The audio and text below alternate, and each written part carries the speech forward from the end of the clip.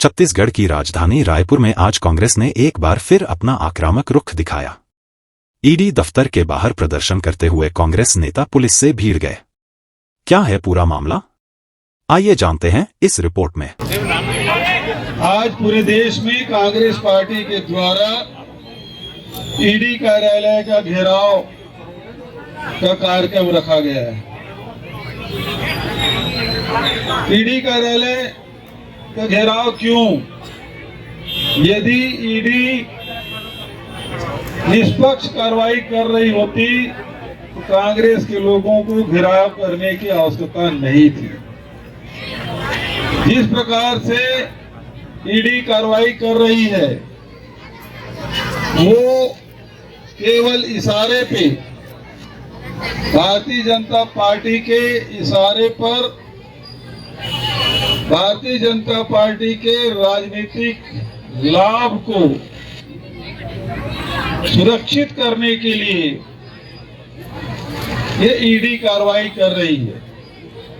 जितनी भी कार्रवाई हुई है उसमें आप देखेंगे कि सबसे ज्यादा विपक्षी दल के लोगों के खिलाफ कार्रवाई हुई है। और जैसे विपक्षी दल के लोग जब ईडी की कार्रवाई होती खूब आरोप लगाते हैं, और वही व्यक्ति यदि भारतीय जनता पार्टी में शामिल हो जाए, मोदी वॉशिंग मशीन में धुल जाए, तो फिर उसको फिर बड़ा पद दे दिया जाता है। एक दिन पहले प्रधानमंत्री नरेंद्र मोदी जी महाराष्ट्र में जाके अजीत पवार के खिलाफ आरोप लगाते हैं कि 70,000 करोड़ का घोटाला किया है।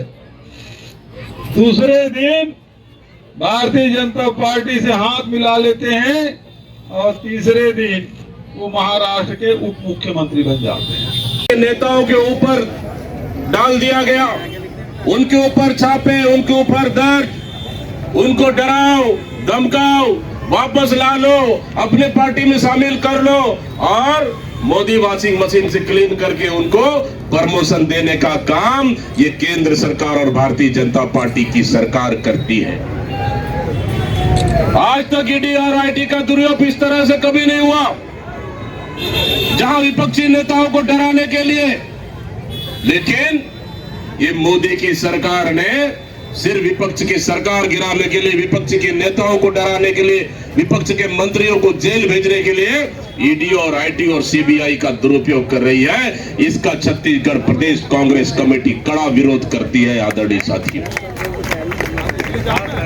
आप चाहे कितने ईडी लगा लो, आप चाहे कितने आईटी लगा लो, चाहे कितनी सीबीआई जांच बिठा लो, छत्तीसगढ़ कांग्रेस पार्टी और देश की कांग्रेस पार्टी डरने वाली नहीं है। आदरणीय साथियों, कांग्रेस पार्टी का विचारधारा एक ही है, सत्य और अहिंसा पर चलने वाले।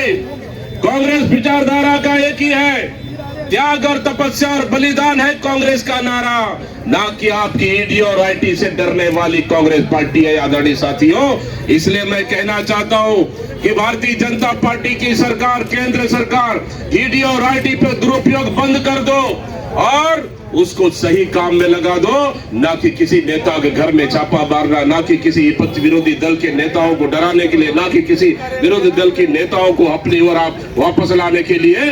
ये काम बंद कर दो, समय से पहले चेत जाओ, नहीं तो कांग्रेस पार्टी हर लड़ाई को तैयार है। आदरणीय साथियों, रायपुर में गुरुवार को कांग्रेस नेताओं ने ईडी दफ्तर के बाहर जमकर हंगामा किया।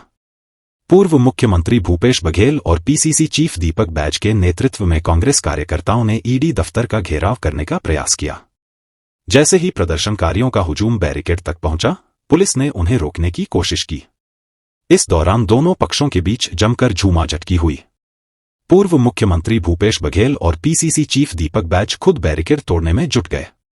कांग्रेस का यह प्रदर्शन हिंडनबर्ग रिपोर्ट को लेकर सेबी प्रमुख माधवी बुच के खिलाफ था।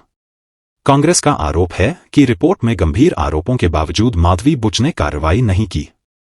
इस मुद्दे को लेकर कांग्रेस कार्यकर्ता लगातार सरकार पर दबाव बना रहे हैं।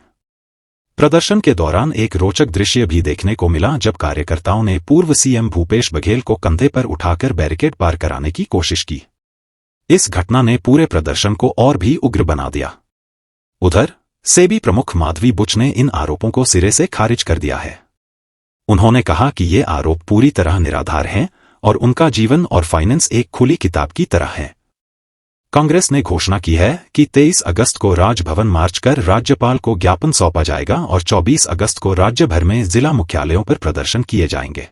देखिए, ईडी कार्यालय घेरने हम लोग निकले थे और पुलिस के बैरिकेड है उसको हम तोड़ के इधर आ गए हैं। तो बताने का मतलब यही है कि आप कितना भी हर्डल पैदा करोगे, हम लोग डरने वाले नहीं, झुकने वाले नहीं, रुकने वाले नहीं। आपको सब मामलों में जेपीसी की जांच करानी पड़ेगी, चाहे माधवी बुच के मामला हो, चाहे वो अडानी का मामला हो, सब जेपीसी से जांच कराएं।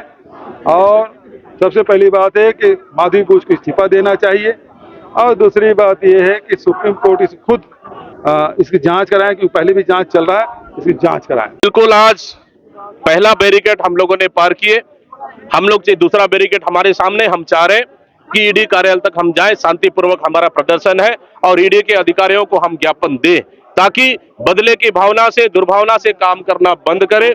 और जिस तरह से हिडेनबर्ग का रिपोर्ट आया उससे कि विपक्षी दलों का पूरी मांग है, कांग्रेस पार्टी का मांग है कि जेपीसी के माध्यम से जांच होना चाहिए ताकि सच्चाई का खुलासा होना चाहिए और मोदी सरकार की बहुत बड़ी जो घोटाला है वो जनता के बीच में आना चाहिए। ये मांग को लेकर हम लोग ईडी कार्यालय जाना चाहते हैं और वहां जाके हम ज्ञापन देना चाह रहे हैं।